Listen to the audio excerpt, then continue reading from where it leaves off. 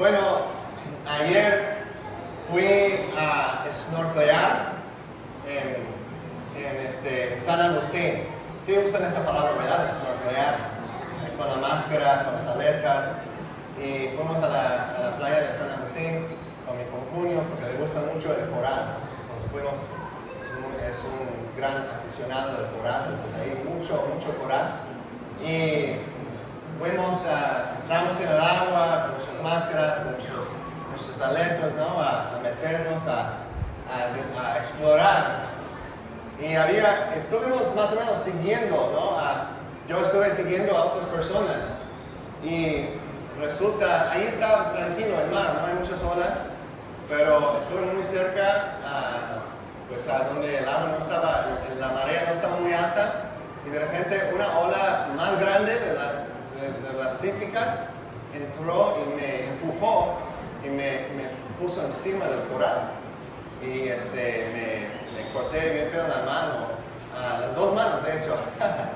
Así que tengo unos coritos ahí, si están preguntando por qué, ya saben por qué. Pero yo estoy pensando en eso, ¿no? De que en la vida a veces nosotros estamos, cuando hablamos de temas como la familia, cuando pensamos en estos temas importantes como gobierno civil que hemos estado considerando, ¿qué pensamos sobre los gobiernos que existen en el mundo, la familia, la iglesia, el gobierno civil, las autoridades del Estado? Muchas veces somos un poquito como yo, nadando ahí solo viendo, bueno, alguien más va por allá, así que voy por allá, siguiendo, ¿no? A lo que hacen los demás o como piensan los demás, y sin tomar un paso por atrás y realmente estudiar y examinar, ¿no?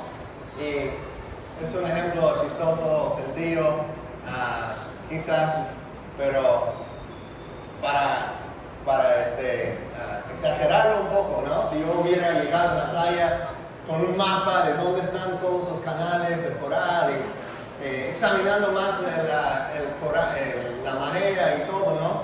Con un conocimiento más amplio, posiblemente hubiera evitado cortar mis dedos en el coral, ¿verdad? Pero solo siguiendo lo que estaban haciendo los demás, pues me caí en ese problemito. Entonces, para nosotros también es como una advertencia, ¿no? De algo mucho más serio. Hablamos de la familia, pensamos en la familia y muchas veces estamos solo siguiendo la cultura, siguiendo lo que dicen las demás personas. Solo estamos caminando, nadando tras lo que hacen todos los demás, sin pensar en las preguntas más profundas. ¿Por qué realmente existe la familia? ¿Para qué es? ¿Qué propósito tiene? ¿Qué dice Dios sobre este instituto de la familia? Esta institución de la familia, este gobierno de la familia. Y creo que la razón por la que hay muchos problemas en cuanto en nuestra sociedad realmente, que la raíz de muchísimos de los problemas que tenemos en la sociedad de hoy vienen como resultado de problemas en la familia, de errores en la familia, entre padres e hijos, entre esposo y esposa, entre esposa con su suegra, ¿no? Muchos de los problemas que tenemos, de hecho, incluso la delincuencia que existe en este país, ¿no? Tiene su raíz muchas veces en problemas que han existido por muchos años dentro de la familia. Lo que sucede en la familia tiene un impacto en la sociedad, tiene un impacto en el gobierno, en la política. Entonces es un tema de muchísima importancia. ¿Por qué existe la familia? ¿Quién lo estableció? En Génesis 2:23, si quieren buscarlo conmigo, las primeras páginas de su Biblia, Génesis capítulo 2, versículo 23. Dice, y el hombre dijo, hablando de la mujer que Dios apenas le había creado para él, Adán, el hombre dice, esta es ahora hueso de mis huesos y carne de mi carne. Ella será llamada mujer, porque del hombre fue tomada. Por tanto, el hombre dejará a su padre y a su madre y se unirá a su mujer y serán una sola carne. Ambos estaban desnudos, el hombre y su mujer, pero no se avergonzaban. Ahora, ¿qué tiene que ver con eso con la familia? Aquí tenemos la primera vez que Dios establece una unión, un pacto entre el hombre y la mujer, entre el esposo con su esposa, el marido y su mujer. Existe una institución de pacto que Dios establece entre ellos. Dios siempre se relaciona con nosotros por medio de los pactos, por medio del pacto. Cuando Dios crea a los seres humanos también, Él nos crea como seres relacionales. Y también la característica de nuestra relación nosotros con nosotros tiene que ver con los pactos. El matrimonio es un pacto, la familia es un pacto, tiene un pacto, es una relación de pacto, una comunidad de pacto.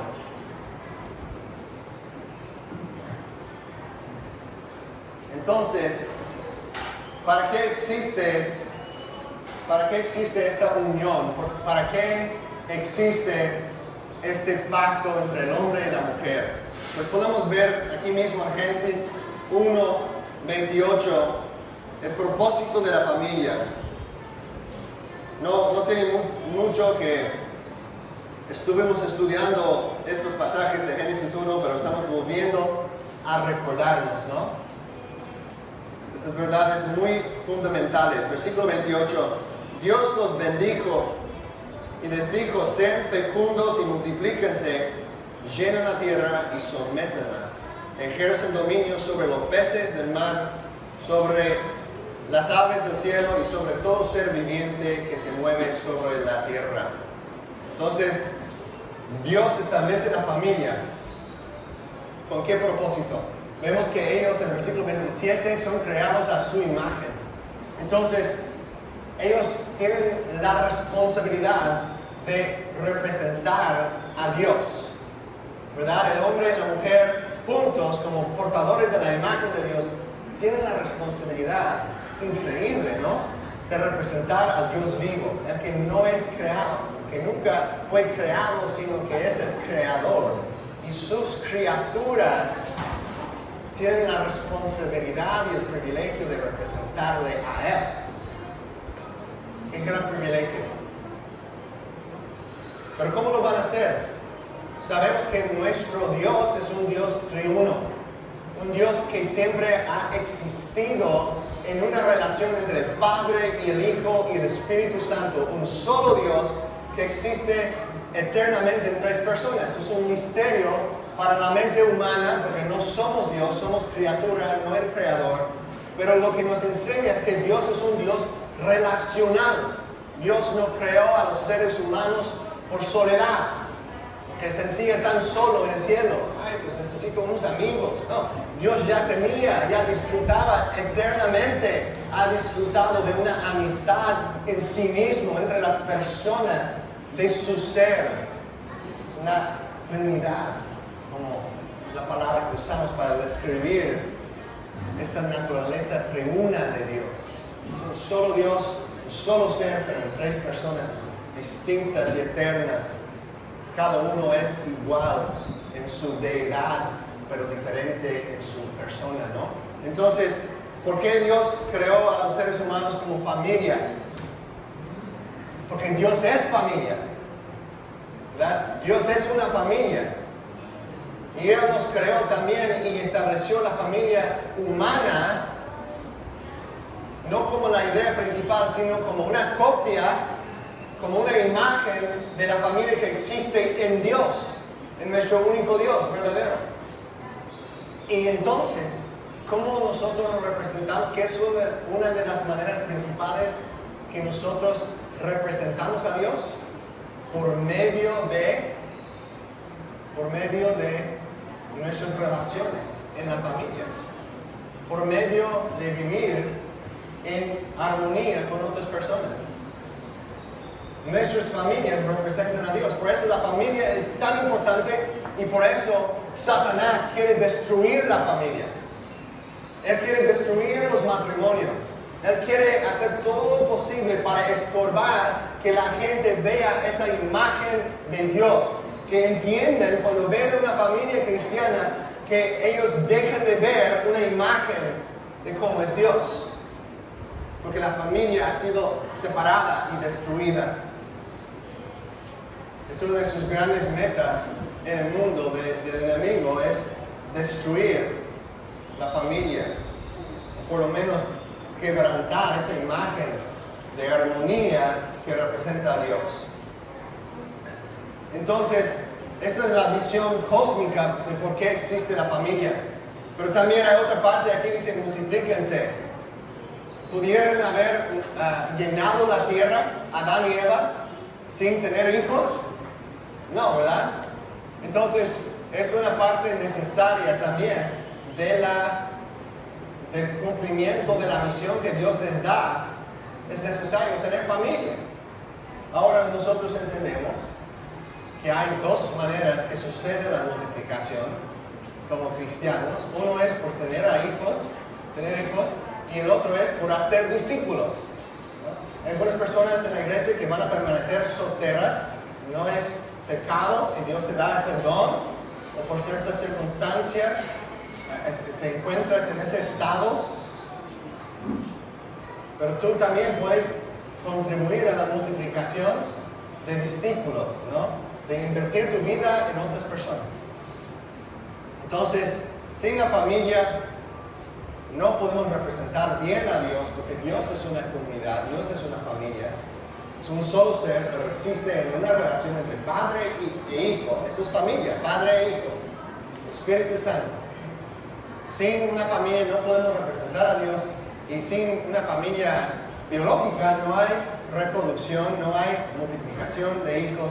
No podemos cumplir con la misión que Dios ha dado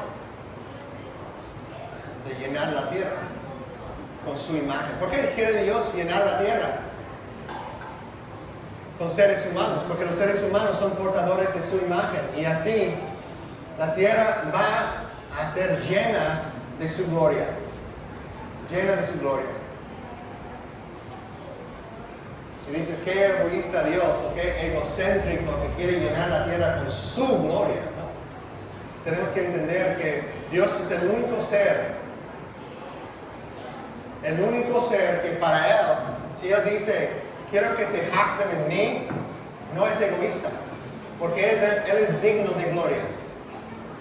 Yo no puedo satisfacer a otra persona si digo, quiero que todos se gloríen en mí, que todos ustedes me glorifican. Sería muy egoísta de mi parte, egocéntrico de mi parte, porque yo no puedo satisfacer ni salvar a ustedes. No puedo satisfacer sus deseos más profundos, pero Dios sí. Cuando Dios dice, deleítense en mí, gócense en mí, glorifíquense en mí, Él nos está llamando a hacer la cosa más amorosa que podemos hacer, de más beneficio para nosotros que podemos hacer. Él está actuando en amor cuando Él dice, glorifíquense en mí, jáctense en mí. Cuando Dios dice eso sobre sí mismo, Él nos está llamando a gloriarnos en el único ser que sí tiene la capacidad de llenar el vacío de nuestro alma. Entonces Dios quiere llenar la tierra con su gloria para que sus criaturas puedan estar llenos de gozo en Él, de alegría en Él. Dios, dice el pastor John Piper, Dios es más glorificado en nosotros cuando nosotros estamos más satisfechos en Él. Dios está más glorificado en nosotros cuando nosotros estamos más satisfechos en Él. Bueno, hablamos del propósito, ¿por qué existe la familia? Ahora quiero hablar un poquito sobre el rol de la familia en la sociedad. Hace 2 domingos hablábamos sobre el papel del gobierno civil en la sociedad. Hoy nos toca hablar, hoy el próximo domingo, del papel de la familia. ¿Qué nos dice la Biblia sobre las responsabilidades de la familia? Y también sobre el orden de gobierno en la familia.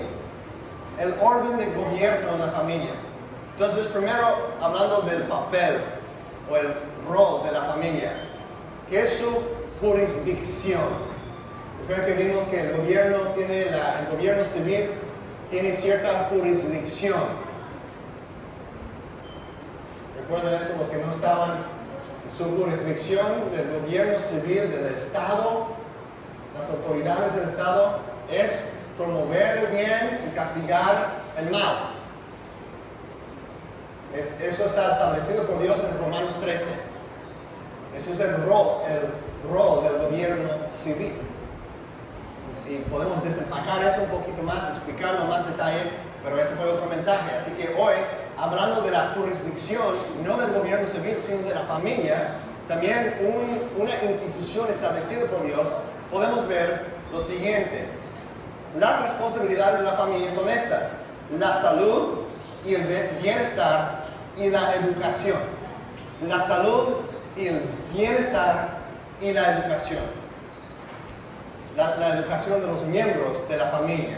Y por supuesto, la palabra educación tiene un sentido mucho más amplio que estudios en la escuela, ¿verdad? Habla de ser formados dentro de una cultura, un estilo de vida entero que impacta todos los ámbitos de nuestras vidas. Esa es la responsabilidad principal de la familia. Vamos a hablar una semana sobre la jurisdicción de la iglesia. La iglesia también tiene un papel en la educación, pero principalmente los papás son responsables para la educación de sus hijos. Es su responsabilidad, son los papás que van a rendir cuentas ante Dios por la educación de sus hijos, por la salud y el bienestar de sus hijos. Ellos son responsables para eso.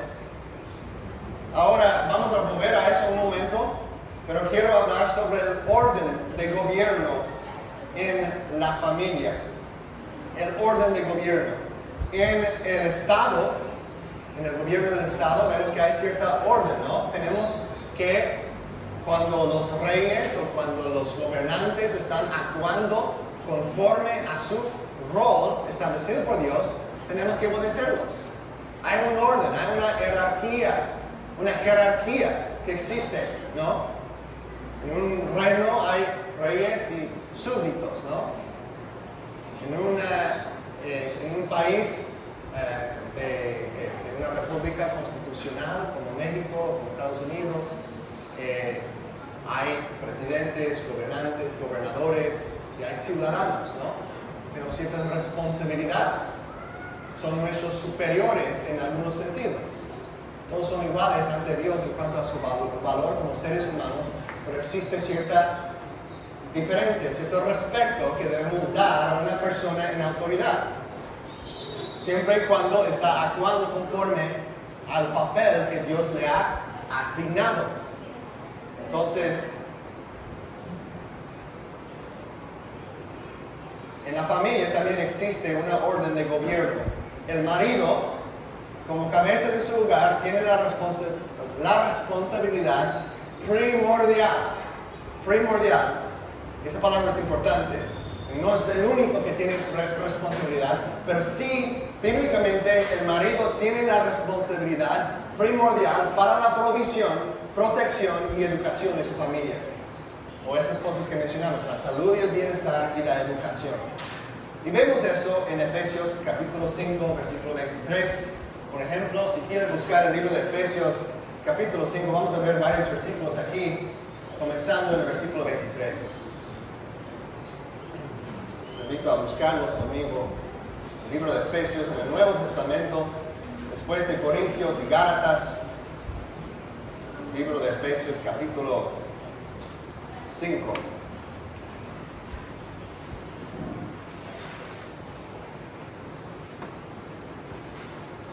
23.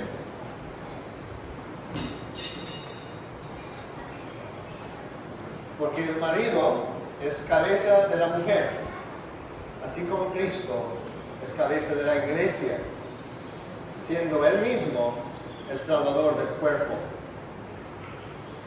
Vamos a leer también los versículos, vamos a seguir leyendo aquí con el versículo 24, pero ahí notan, dice, el esposo, el marido es cabeza de la mujer.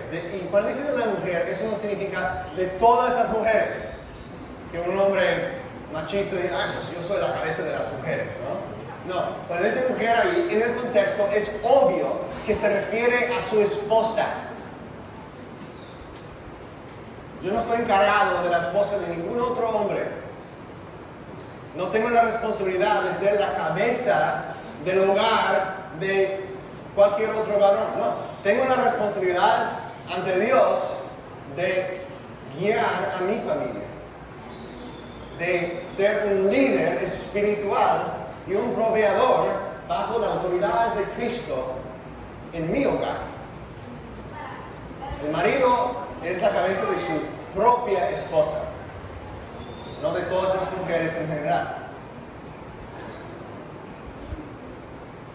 Dice, pero así como la iglesia, versículo 24, como la iglesia está sujeta a Cristo, también las mujeres deben estarlo a sus maridos en todo. Mujeres a sus maridos, a sus propios maridos, no a todos sus maridos. Versículo 25, maridos, amen a sus mujeres, así como Cristo amó a la iglesia y se dio él mismo por ella para santificarla, habiéndola purificado por el lavamiento del agua con la palabra, a fin de presentársela a sí mismo una iglesia en toda su gloria, sin que tenga mancha, ni arruga, ni cosa semejante, sino que fuera santa e inmaculada. Ahora, ¿eso es lo que Cristo hace por la iglesia? Dice que es un ejemplo de lo que los hombres deben de hacer para sus propias esposas. Noten eso, para presentársela a sí mismo una iglesia en toda su gloria. Hombres, tu responsabilidad es presentar a tu esposa ante Dios como una novia, como una esposa radiante en toda su gloria. No de oprimirla, no de maltratarla, sino de amarla como Cristo amó a la iglesia. Un buen esposo debe ayudar a todas las personas. Todas las personas tienen ciertas destrezas naturales. Y a veces por circunstancias en la vida hay ciertas habilidades, ciertas destrezas, ciertos dones que Dios nos ha dado que tenemos miedo de usar. Porque quizás en un momento dado una persona habló negativamente sobre nosotros. Pues cuando tú hablas no entiendo nada. ¿No? Un comentario así. Tú no eres bueno para hacer eso para nada, ¿no? Y a veces esas palabras quedan con nosotros por años y años y años. Hombres, si tú notas cierta destreza en tu esposa, cierta habilidad que Dios te ha dado, ciertos talentos que Él tiene que no está utilizando, parte de tu trabajo es pastorear su corazón con mucha gentileza, con mucha paciencia, ayudarla a sanar de esas heridas para que ella pueda llegar a todo su potencial en Cristo. Un buen esposo no está intimidado por su mujer. No quiere tratar de esconderla a un lado para que nadie piense que es más inteligente que uno. No. Doy gracias a Dios que mi esposa tiene muchas destrezas que yo no tengo. Y ella en algunas áreas es mucho más fuerte que yo, mucho más talento que yo. Y es algo que yo puedo celebrar y puedo apoyarla y animarla a crecer en esas áreas. Es lo que Cristo hace con su iglesia. Bueno, seguimos leyendo. Dice, versículo 28, así deben también los maridos amar a sus mujeres como a sus propios cuerpos. Hombres, ¿cuánto tiempo tomaste preparándote esta mañana? Algunos más que otros quizás, pero pelándote, cepillándote los dientes, bañándote, no sé cuánto tiempo duraste en tu preparación, pero dice que debes amar a tu esposa como tu propio cuerpo. Tu propio cuerpo. El que ama a su mujer, a sí mismo se ama. ¿Por qué? Porque son una sola carne. Porque nadie aborreció jamás su propio cuerpo, sino que lo sustenta y lo cuida. Así como también Cristo a la iglesia. Sustentar y cuidar. Esa es primordialmente la responsabilidad del marido hacia su esposa y los demás de su familia también. Sustentar y cuidar, proveer y proteger. Recuerden, la jurisdicción tiene que ver con la salud y el bienestar. Y la educación también. Y ahora en el capítulo 6 de Efesios,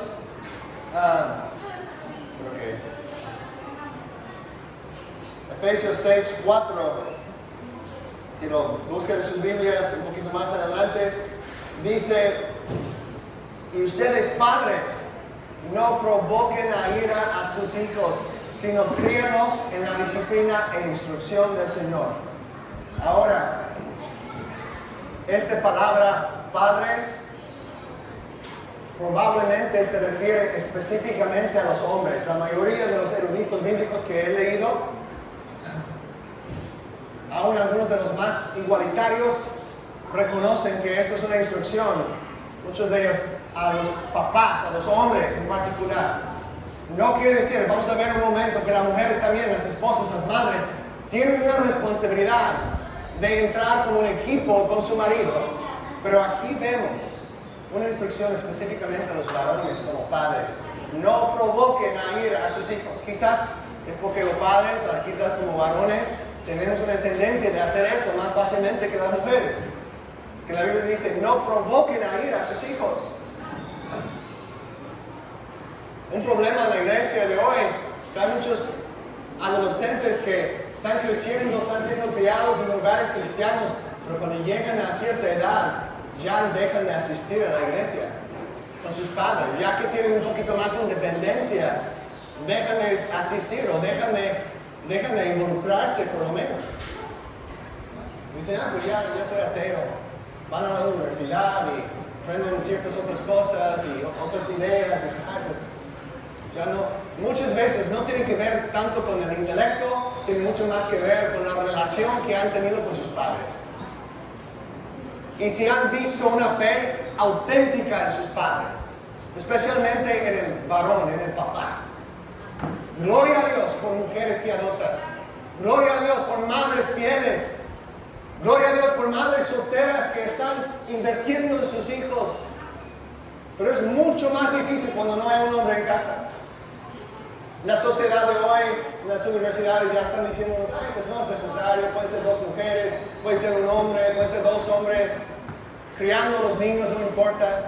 No, la Biblia nos dice que lo ideal, el diseño de Dios es un hombre y una mujer. Ahora hay ciertas situaciones donde una persona se encuentra soltero, y Dios da gracia en esas situaciones. Si te encuentras en esa situación, hay gracia para ti. Pero la meta y el diseño típico es que haya un matrimonio, un hombre y una mujer criando a los hijos juntos. También el padre tiene la responsabilidad de representación ante Dios y el mundo. Muchos descuidan esta verdad, pero se encuentra. Hay un buen ejemplo de esto en Job. El libro de Job. ¿Cuándo fue la última vez que leíste el libro de Job? Está en medio de la Biblia, antes del Salmo, del libro de los Salmos, Job capítulo 1, casi a la mitad de la Biblia. Job capítulo 1. Quiero que observen lo que dice este texto sobre Job. ¿Qué tipo de hombre era Job? Vamos a ver, el versículo 1 dice, hubo un hombre en la tierra de Uz llamado Job. Aquel hombre era intachable, recto, temeroso de Dios y apartado del mal. ¿Qué tipo de hombre era Job? intachable ante Dios, recto, justo, temeroso de Dios, apartado del mal, era un hombre santo.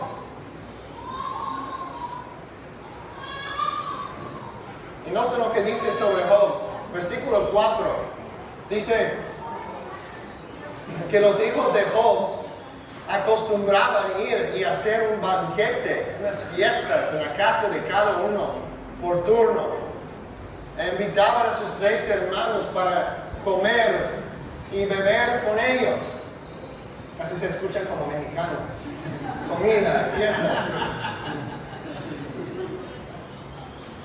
Cuando los días del banquete, cuando la fiesta ya había pasado, Job enviaba a buscarlos y los santificaba.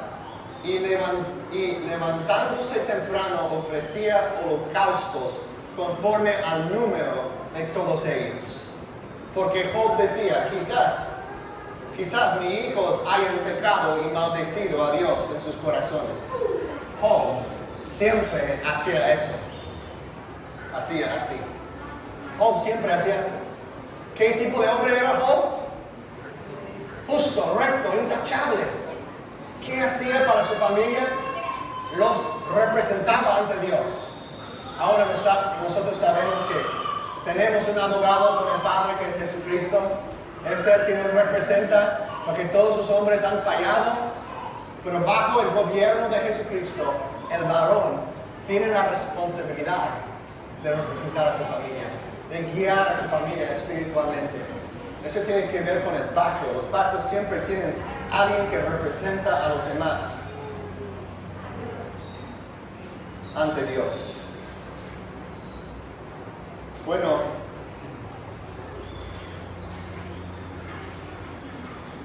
hay casos, como ya mencioné, cuando no hay un hombre para tomar este liderazgo, y la Biblia nos da ejemplos de eso.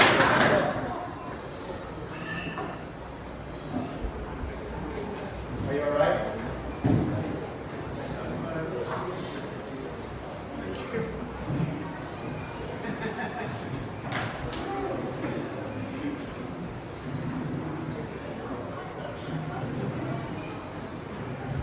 Sorry, brother. You all right? Okay. Bueno, la Biblia nos da ejemplos. Nos da ejemplos de eso. Por ejemplo, en el libro de Números 27, por ejemplo, no tienen que buscarlo, pero ahí aprendemos sobre las hijas de Zelofehad, y que ellas, en un sentido, tomaban esa responsabilidad primordial por sus familias, porque no tenían hermanos. Y Lidia también, en Hechos 16, es otra mujer que tuvo la responsabilidad primordial de su familia. Habla sobre la casa de Lidia. Pero el diseño establecido por Dios es el marido y su esposa trabajando juntos para criar a los hijos con una responsabilidad particular sobre el hombre. Proverbios 6, lo tenemos aquí en la pantalla, Proverbios 6:20, tenemos esta dinámica, ¿no? Hijo mío, guarda el mandamiento de ¿quién? ¿De quién? De tu padre. Y no abandones la enseñanza de ¿quién? De tu madre. Están trabajando como equipo en la crianza de sus hijos. Ahora, la jurisdicción del gobierno de la familia es el bienestar, la salud, la educación. Recuerden que el gobierno del Estado tiene la responsabilidad ante Dios de recompensar el bien, castigar el mal. Promover el bien significa no hacer nada que estorbe a las personas de hacer lo correcto. Es el trabajo de un gobierno civil. Deben tratar de no involucrarse mucho en las vidas personales de las personas. En las familias deben dejar que las personas puedan ejercer su propia libertad para honrar a Dios sin interferencia del gobierno.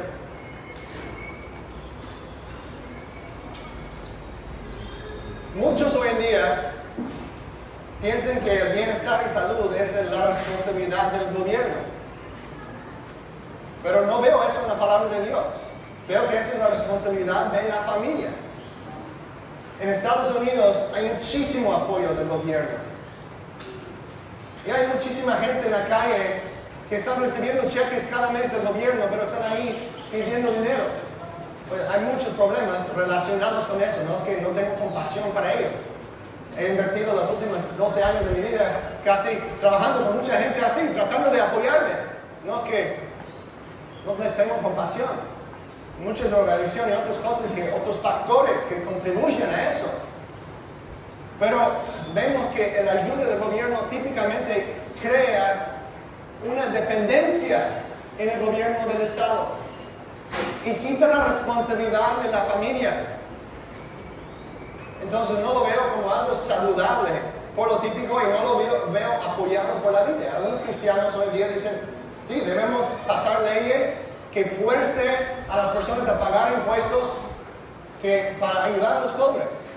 Y digo, yo estoy completamente a favor de apoyar a los pobres, pero no veo eso como responsabilidad del gobierno de obligar a la gente a hacerlo. Debe ser motivado por el amor del individuo y las familias apoyando a otras personas.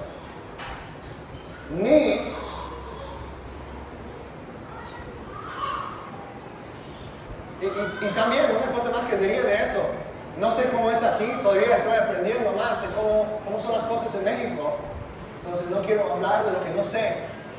Pero veo en Estados Unidos que muchas familias que están recibiendo apoyo del gobierno realmente perjudican a la familia. Porque hay mujeres, por ejemplo, que pueden recibir un cheque si tienen hijos y no hombre en la casa. En el momento que se casa ya pierde la ayuda del gobierno, entonces es una motivación para no casarse, para permanecer en su estado de independencia, recibiendo más y más dinero que el gobierno está robando de los ciudadanos. Realmente, están robando, y no es que estoy amargo en contra del gobierno de Estados Unidos, pero realmente es como nos están robando para dar dinero a personas que no están tomando responsabilidad. Y no los estamos apoyando. Si los estuviera apoyando, si estaban mejorando, quizás estuviera un poquito más, como, ok, está bien. No prefiero el método, pero por lo menos está resultando en algo bueno. Pero muchas veces veo que las personas están siguiendo y siguiendo en su pobreza, como resultado del gobierno saliendo de su jurisdicción y metiéndose en la jurisdicción de la familia. Ahora, ni es la responsabilidad de la iglesia, en la mayoría de los casos, ayudar al bienestar de la gente, en sus condiciones de salud y provisión. Solamente cuando una persona no tiene familia, esa es la excepción. No es la responsabilidad de la iglesia, es la responsabilidad de la familia. La iglesia tiene otra jurisdicción. Ahora, algunas personas van a pensar, no sé si estoy de acuerdo con eso, porque la Biblia nos dice que debemos ayudarnos unos a los otros y todo, ¿no? Pero les quiero mostrar unos versículos. En 1 de Timoteo 5:8, nota lo que dice aquí. Pero si alguien no provee para los suyos, y especialmente para los de su casa, ha negado la fe y es peor que un incrédulo. Dice que la responsabilidad de un cristiano dentro de la iglesia es proveer por su propia familia. Ahora, hay excepciones. Sí, la iglesia debe servir, debe apoyar a personas que no tienen a nadie para proveer para ellos. En eso estoy de acuerdo. Pero típicamente la manera que la iglesia debería de hacerlo, ¿saben cómo? Dios tiene un orden. Dios tiene gobiernos que ha establecido. El gobierno del Estado, el gobierno de la familia, el gobierno de la iglesia. Y cuando nosotros ignoramos el diseño de Dios, ¿qué pasa? Resulta en problemas. Cuando la iglesia se cree pseudo familia, en el sentido de la familia nuclear, la iglesia sí es una familia. Sí es una familia, para estar claro. Pero cuando la iglesia empieza a tomar el papel de las familias biológicas en la familia, en la iglesia, puede crear problemas de dependencia. La manera principal que la iglesia va a ayudar a personas que tienen necesidad en la iglesia es por conectarlas a familias. Es por conectar a esas personas a otras personas que pueden amarlos y abrazarlos como si fueran parte de su familia. Ahora, en México tenemos la bendición de tener un sistema familiar mucho más fuerte, pienso, que en muchos otros lugares en el mundo. En Latinoamérica en general, la familia es más fuerte que en muchos otros lugares del mundo. No quiere decir que no tienen problemas, pero es por lo menos algo bien establecido y reconocido.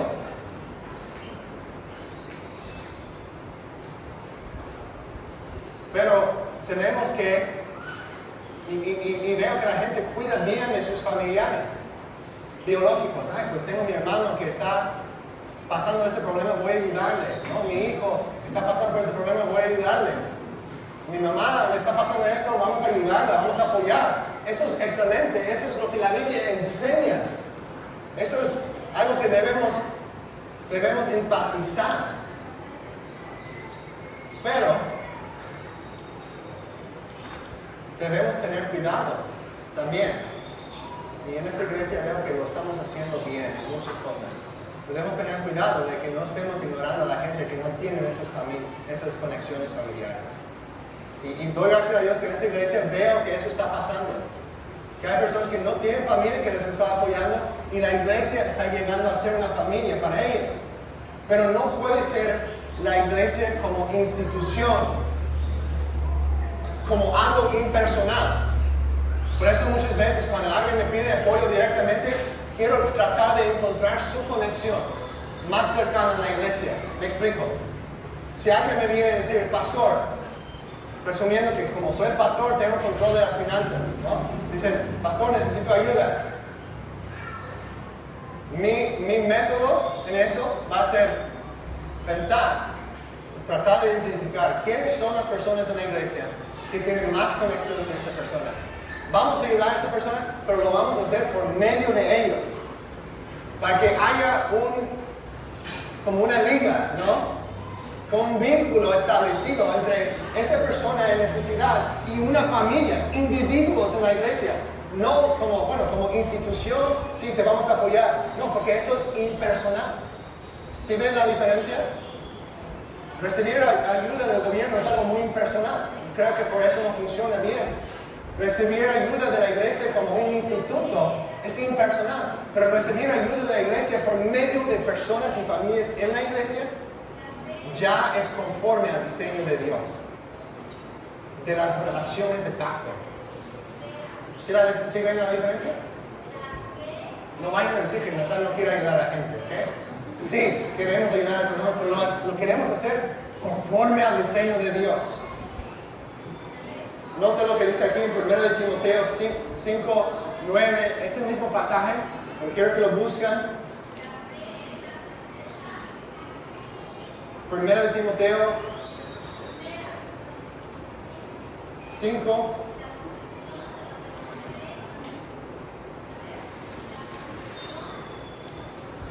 Quería leerlo todo, pero por el tiempo solo quiero que noten en este pasaje, versículo 9, que la viuda sea puesta en la lista solo si no es menor de 60 años, habiendo sido la esposa de un solo marido, que tenga testimonio de buenas obras, si ha criado hijos, si ha mostrado hospitalidad a extraños, si ha lavado los pies de los santos, si ha ayudado a los afligidos y si ha consagrado a toda buena obra.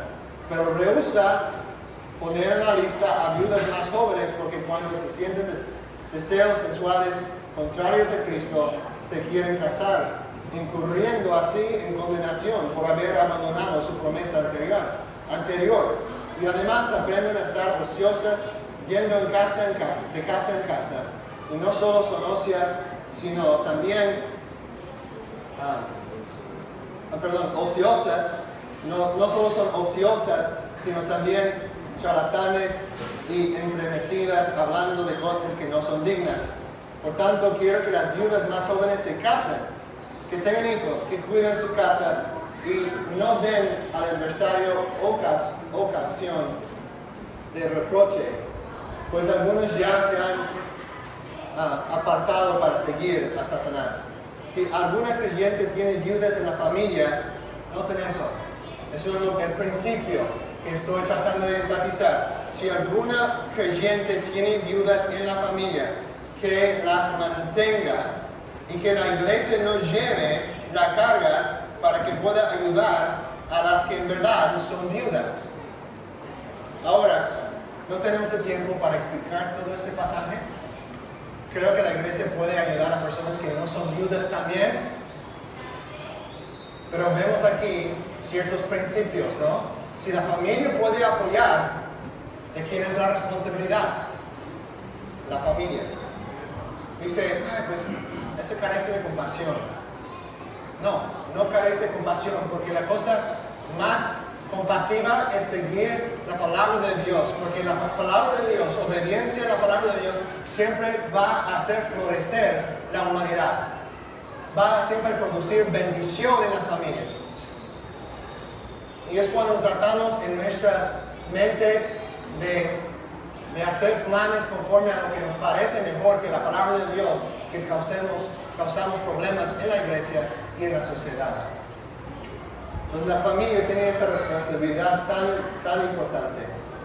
La Biblia enseña que debemos apoyar los unos a los otros como individuos cristianos. Siempre debemos estar pensando de cómo podemos apoyar a otras personas.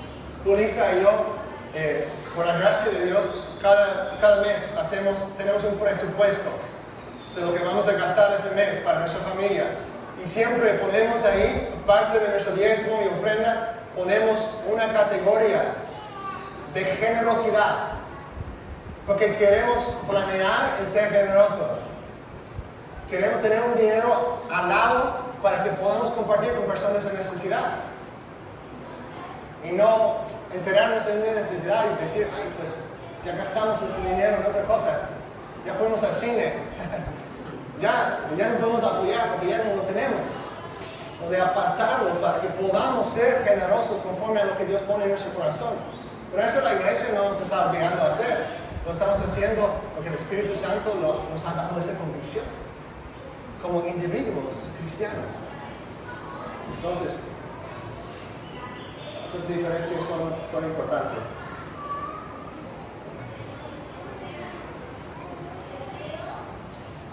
El próximo domingo vamos a hablar sobre la educación. Y ahora ese tema parece un poquito aburrido, no sé, pero es un tema de muchísima importancia. Es un tema más amplio de lo que puedes imaginar. Tiene que ver con una guerra cósmica entre Dios y Satanás, entre la semiente de la serpiente y la semiente de la mujer. Tiene que ver con esa guerra entre el bien y el mal, la educación de los hijos y de nuestra familia. Así que vamos a hablar de eso el próximo domingo, primero Dios.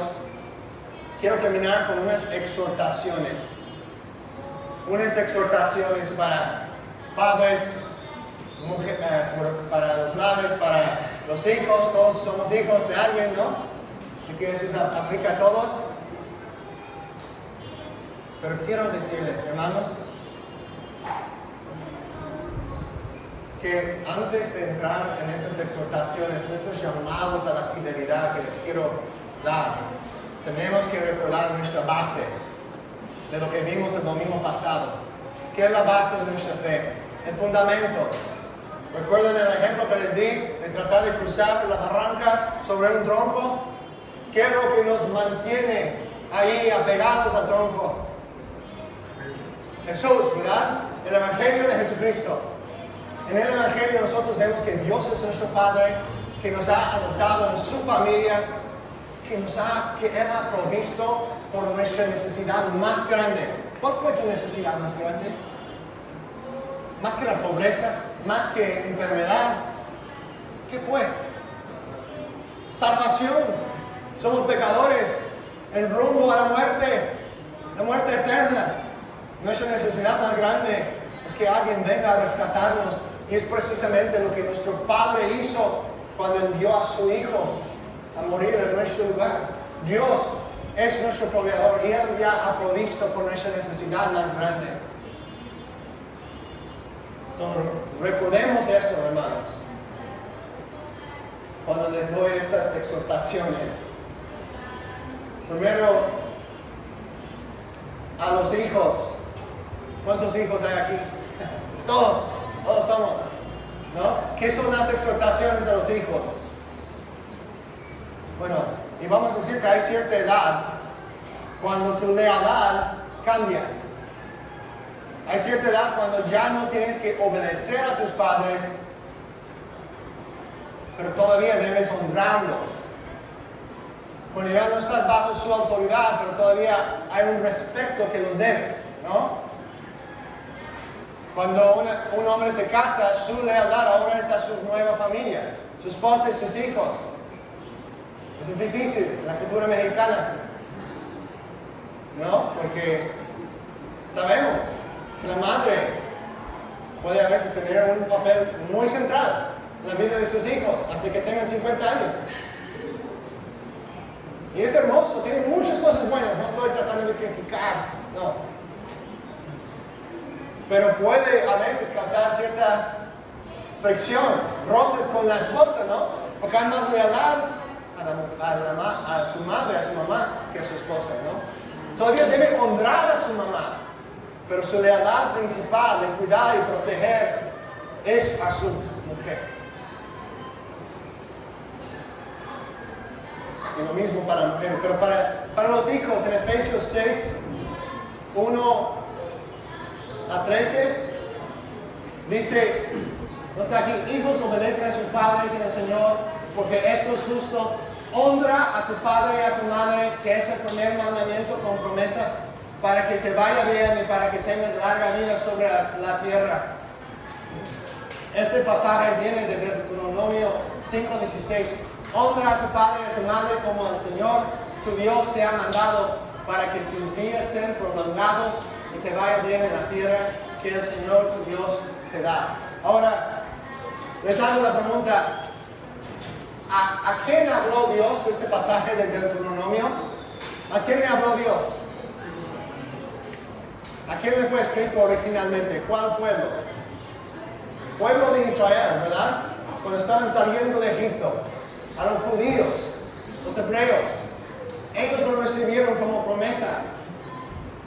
Existe la tentación para nosotros, primordialmente como gentiles, de pensar, bueno, esa promesa fue para ellos, pero realmente es para nosotros también. El pasaje arriba, ¿a quién fue escrito? ¿A quién fue escrito el libro de Éfeso, de Efesios? A las personas que vivían en Éfeso. ¿Dónde está Éfeso? ¿Está en Israel? No. Éfeso está en lo que hoy en día es Turquía. La iglesia de Éfeso está compuesta principalmente de judíos, no, de gentiles, de personas como nosotros, sin sangre hebrea. ¿Pero qué dice? Esta promesa sigue. Esta promesa de Dios sigue aplicada a nosotros también. No es una garantía. Hay hijos muy fieles que mueren en un choque de carro. Pero es un principio que aplica y a veces lo descuidamos. Debemos recordarnos de eso, debemos recordar a nuestros hijos, porque es una motivación que se encuentra en la palabra de Dios. Hijos, les recuerdo, honren a sus padres. ¿Quieren tener una vida de bendición? Escuchen a sus padres, honrenles, traten de obedecer, siempre y cuando no está en contradicción con la palabra de Dios, ¿verdad? Igual como no obedecemos al gobierno del Estado cuando contradicen la palabra, no obedecemos a nuestros padres cuando contradicen la palabra. La palabra de Dios es nuestra autoridad suprema. Cristo es nuestro Rey, por encima de todo. Pero siempre y cuando podemos hacerlo, honrando a Cristo en el Señor. Por eso dice ahí, hijos, obedezcan a sus padres, ¿qué? En el Señor, bajo el dominio de Cristo. Si lo podemos hacer bajo el dominio de Cristo en el Señor, que lo hagamos siempre. Siempre pidiendo a Dios que nos dé esa fuerza, esa ayuda de su Espíritu Santo. Ahora, para las esposas, en particular, un llamado a las mujeres. Las mujeres tienden a estar más comprometidas con la iglesia que los hombres. Es típico. En Europa, en Estados Unidos, Canadá, México, muchos países donde yo he ido, veo más mujeres fieles que hombres fieles. Gloria a Dios por mujeres fieles. Y la indicación de que una mujer es fiel no es como la implicación no es que está estorbando a los hombres. Pero sí he visto casos en que las mujeres están tomando tanto liderazgo espiritual en sus hogares que están estancando el liderazgo de sus esposos. Especialmente cuando una mujer tiene una personalidad más carismática, cuando ella tiene más facilidad de habla, ella está guiando. Y en un ambiente así, muchas veces, no siempre, pero como principio, muchas veces veo que las niñas crecen y siguen en la fe, muchas veces. Pero los niños crecen y abandonan la fe porque nunca vieron el ejemplo de su padre. Y puede ser que es totalmente la culpa del padre. Pero mujeres deben preguntarse, ¿de alguna forma están estorbando el liderazgo espiritual de su esposo en el hogar? Yo no estoy diciendo eso, pero si el Espíritu Santo te está convenciendo, escucha su voz. Mujeres, ustedes tienen la responsabilidad, esposas tienen la responsabilidad de apoyar a sus esposos en la misión de Dios que Él les ha dado. Recuerden, en el jardín de Edén, Dios formó al hombre primero y lo puso ahí para trabajar en el jardín. Y luego, ¿qué pasa? Dios, escuchen bien, Dios formó otro jardín y puso a la mujer en este jardín. ¿Así sucedió? ¿Así pasa? ¿Así sucedió la historia? ¿Dos jardines, uno para el hombre, otro para la mujer? No. Dios creó a la mujer de la costilla del hombre, ¿para qué? Para ser su ayuda idónea, para trabajar a su lado, no para ser pisoteado por él, no, pero para acompañarla y para apoyar a su liderazgo en la misión que Dios le ha dado. Así que mujeres, que Dios les ayude a crecer en eso, de apoyar al liderazgo de su esposo, de ayudarle, de reconocer sus debilidades y no criticarlo, sino ver cómo tú puedes complementarlo y apoyarlo. Porque Dios sin duda te ha dado fuerzas donde Él está débil y probablemente le ha dado fuerzas a Él donde tú estás débil. Y pueden complementarse los unos a los otros. Es interesante, ¿recuerdan el pastor Tom? El pastor Tomás que vino y predicó hace como un mes y medio. Pelón, mucha energía, ¿sí? El pastor Tom me decía algo cuando estaba aquí, dijo, cuando plantó una iglesia, dijo a las mujeres de su iglesia, mujeres, van a tener que tener paciencia conmigo, porque por un año no vamos a comenzar el ministerio de mujeres. Voy a enfocarme principalmente en los hombres, por un año, pero no se van a arrepentir de eso, porque van a tener mejores esposos y mejores padres. Porque donde los hombres florecen, cuando los hombres están tomando liderazgo espiritual, todos en la casa, todos en la familia, todos en la iglesia florecen. ¿Por qué? Porque los hombres son más importantes que las mujeres, no. Porque es el diseño de Dios. Y es el patrón que Él ha establecido. No tiene que ver con inferioridad de persona. No, ante Dios, ambos son creados a su imagen. Ambos, hombre y mujer, tienen valor y dignidad como seres humanos. Pero Dios ha dado la responsabilidad principal al hombre de guiar y la responsabilidad de su esposa de apoyar ese liderazgo. Hombres, maridos, una exhortación para ustedes. A veces he visto que hay hombres que tienen la actitud de proveer físicamente para sus familias y piensan que con eso han cumplido con su deber. Estoy trayendo cheque a la casa, estoy trayendo la lana, el dinero, estoy proveyendo comida, ¿verdad? Hay ventilador que está funcionando y van a decir, está caliente la casa, pero aquí ese no es problema. Aquí en otros lugares, no, está trayendo la leña. aquí es más ventilador, ¿no? Y el hombre puede pensar a veces, por cumplir con esos deberes físicos, que está llevando a cabo su responsabilidad del líder espiritual. Pero Dios te llama, mi hermano, no solamente a proveer físicamente, sino también espiritualmente. De traer la palabra de Dios a tu familia, de ser el pastor de tu casa, con el apoyo de tu esposa.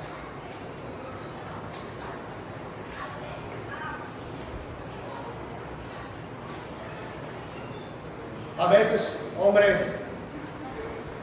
estamos distraídos con muchas otras cosas. En el trabajo, con el éxito, muchas tentaciones también. Y quiero decirles a ustedes, mis hermanos, que huyan de la tentación sexual, que huyan de la pornografía, que huyan de esas cosas que te van a distraer, que van a destruir tu testimonio a tus hijos. Yo recuerdo aconsejando a un hombre, viendo cómo estaba sufriendo su familia, como siempre que le exhortaba, ¿no? Que yo quería discipularlo, yo puedo invertir tiempo en ti, pues formar parte de este grupo de discipulados, vamos a estudiar la Biblia juntos, y nunca tenía tiempo, nunca tenía tiempo. Y luego aconsejándolo, después llegó a confesar que estaba luchando con pecado sexual y estaba controlando su vida. Él estaba gastando horas y horas y horas y dinero, mucho dinero en esa adicción. Y entendí, y no estoy diciendo que todos los que están muy ocupados necesariamente están en eso, pero si sientes esa convicción es por el Espíritu Santo, no por mí. Pero es interesante, ¿no? De que a veces podemos decir, ay, pues estoy tan ocupado. Es que no tengo tiempo para capacitarme, para guiar a mi familia. Y a veces es porque otras cosas nos están jalando que realmente van a destruir a nuestra familia. Así que quiero exhortarles, hombres, que sean como Josué. Recuerden las palabras famosas de Josué. En Josué 25, 15, 24, 15. Pero yo y mi casa, ¿qué dice Josué? Pero yo y mi casa serviremos al Señor. Pero yo y mi casa serviremos al Señor. Espero que eso pueda ser el compromiso de cada uno de nosotros acá. Que sirvamos al Señor con todo lo que tenemos, con todo nuestro ser. Que nos dediquemos a ver a nuestros hijos como una responsabilidad de criarnos en el camino del Señor. Amén. Gracias, Padre. Te necesitamos mucho. Sin ti no podemos hacer eso, sin tu Espíritu Santo, sin tu gracia. Así que ayúdanos. Provea, Dios, ya has provisto todo lo que necesitamos. Ayúdanos a andar en las bendiciones espirituales que nos has dado en Cristo, para su gloria. En su nombre. Amén.